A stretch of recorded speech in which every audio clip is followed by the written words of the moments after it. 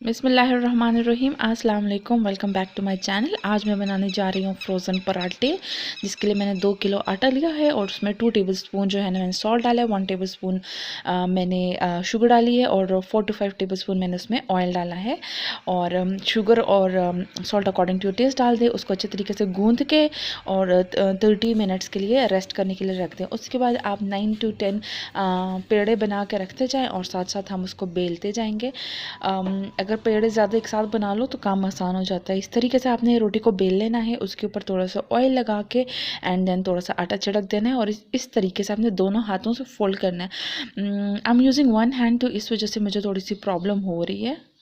आप दोनों हाथों से करेंगे तो बहुत ही ईजीली जो है ना हो जाएगा। एंड देन आपने दोबारा इसको इस तरीके से पेड़े की शेप देना है एंड देन रोटी बना के अपने तवे पे डालनी है। अच्छा, आपने इसको पकाना नहीं है, आपने जस्ट इसको 15 सेकेंड्स के लिए बोथ साइड से पकाना है, इतना बस। ये जो इतना आपको वीडियो में नज़र आ रहा है सिर्फ इतना। मैंने अभी ये रखा हुआ है क्योंकि ये भी बहुत गर्म है, थोड़े से ठंडे होंगे देन मैं इसको फ्रीज़ कर लूँगी। आप इसको आराम से पकाने से पहले निकालिए और ऑयल लगा के, ज़रा सा ऑयल लगा के आपके पराठे बिल्कुल तैयार हो जाएंगे। ये मैंने तकरीबन 1 हफ्ते बाद वही पराठे जो है ना वो बनाए थे, बहुत ही ज़्यादा मज़े के।